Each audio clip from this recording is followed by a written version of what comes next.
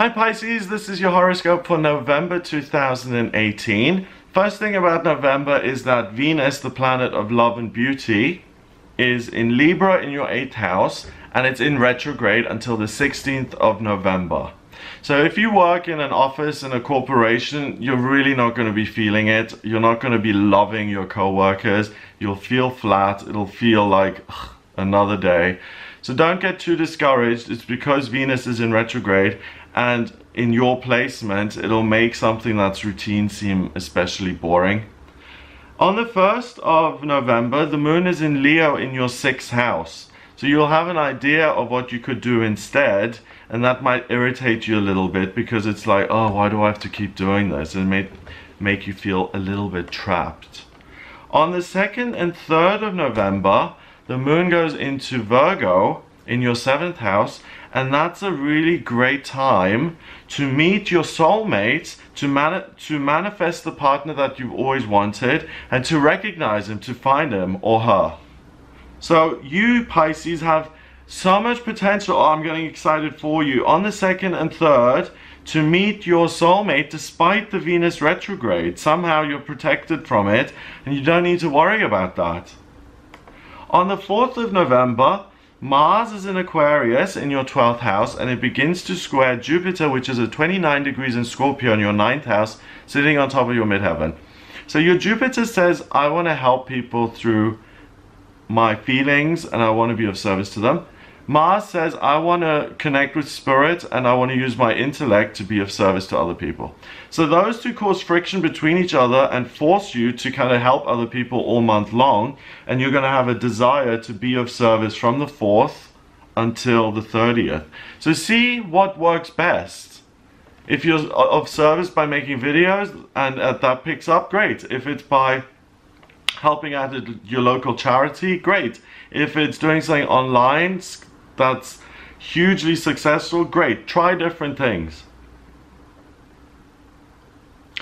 On the 5th and 6th of November, you've got the moon in Libra going into your 8th house, and it mitigates the negative effects of Venus in retrograde because the moon makes you comfortable with other people, and it means that your perception of other people isn't as chaotic. It gives you a reprieve for 2 days from that skewed vision that Venus retrograde is giving you. So things you'd usually love, you probably don't love during a Venus retrograde. Everything's kind of topsy-turvy. On the 7th of November, we have the new moon in Scorpio.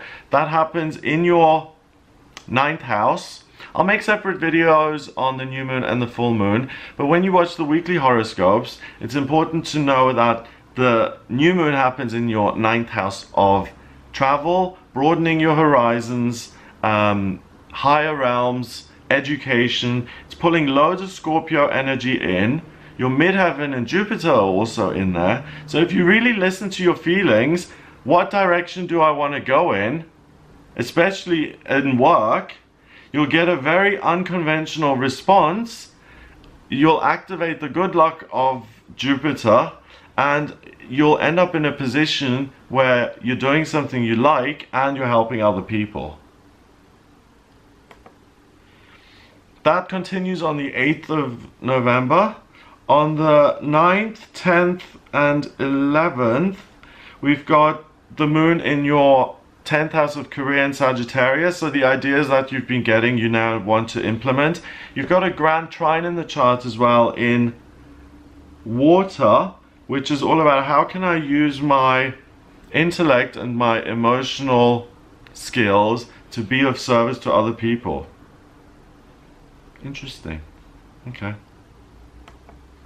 12th of November, 13th of November, you're working really hard to make your dreams come true.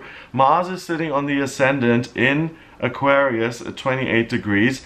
You really want to, you're motivated to take action, independent action, and you're going to work really hard here to get your point across, or to get some message across that you think is very important. Jupiter has now moved into Sagittarius in your 10th house, and Mercury is in Sag in your 10th house. So when you speak up and speak out, you activate the good luck of Jupiter, and you can turn into a well-known activist overnight, Pisces. You guys have it going on this month. If you see an injustice and you speak up about it, people are going to listen. On the 14th and 15th, the moon is in Aquarius in your 12th, and it joins your moon, so you feel even more comfortable being ambitious and driving forward to be of service. 29 is 11. In numerology, that's being a humanitarian and being of service. Aquarius in astrology is the same as 11. It's being a humanitarian and being of service. So now you've got a moon at 11, not a moon, a Mars at 11 degrees in Aquarius, and the moon at 21 degrees, 3, communication, in Aquarius in your 12th. So you'll find it really easy to connect with your higher power on the 15th, to listen to what it's telling you, what you ought to be doing, and to then take action to do that. Now the 16th is important. First of all, Venus goes direct. Hooray. Relationships are safe again to try and meet new people. Meeting new people during a Venus retrograde is not such a good idea. Unfortunately, Mercury goes retrograde in your 10th house. 10th house is career, so the ideas aren't zinging and popping in your work, and make sure that there aren't any errors if you work with lots of information and data. Make sure that you dot the I's and cross the T's. The other thing is that Mars moves into your sign of Pisces in your first house. So again, you feel driven to do something more, to explore. And rather than focus on every detail, you want to dream and you want to heal and you want to have something exciting go on. So you may feel a little bit frustrated around this time. Mercury stays in retrograde until the 6th of December. So make sure that you express yourself as clearly as possible to avoid confusion. On the 17th and 18th, the moon is in your first house of self, so that eases things in. So you'll be able to connect with yourself very much. So those are 3 days where you feel comfortable, you can relax, you can take some time off. The moon moves into Aries after that, into your second house of money and belongings, and it stays there until the 21st. So you'll get some ideas again on how to take independent action to change your working life. And I really think that the minutiae of your everyday experience is going to start irritating you, and you're going to look at the bigger picture and say, I want to grow and expand, and I don't feel like I'm getting that opportunity. So by expressing that on the 21st and on the 22nd, for instance, by applying for different jobs that will challenge you, or asking for a change of roles or responsibilities, or changing careers completely, for a lot of Pisces who are in jobs that they don't enjoy, the 21st and 22nd of November is the 2 thumbs up day, in the sense of make changes to your work so that you enjoy it more and that you have more of a personal relationship with your work, and you also have more stability. On the 23rd of November, we have the full moon in Gemini, and that happens at the very bottom of your chart at 4 degrees in your 4th house of family. And if you look at the glyph of Gemini, it's a Roman numeral 2, and it's like you can walk through it. So there's a new opportunity here, again with love, with relationships, meeting someone and walking into a new chapter relationship-wise. Some of you Pisces are going to experience this differently, and will see doors of opportunity open in your working life, in your career. It depends on what you've been focusing on. But an opportunity and a gift is given on the 23rd, when you're showered with this Gemini energy. Step through the doorway, you're being given an opportunity, a step up in your love life or your working life. So congrats. That continues on the 25th and 26th and 27th of November. The moon is in Cancer in your 5th. So again, a great focus on love and romance. There's also a grand trine in the chart that's in water. So there's a great opportunity to heal past relationship disappointments by meeting someone who's incredibly exciting and who gives you a sense of, hey, this could work again, I could try again.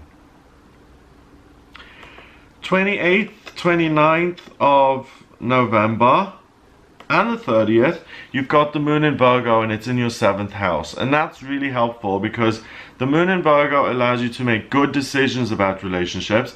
Mars and Neptune are in your 1st house of self. So what you've dreamt of and what you've manifested for a while, a house, a sea view, a relationship, money, better health, anything you've manifested, again, another gift is given to you, Pisces, here on the 28th, 29th, 30th of November when the moon is in Virgo.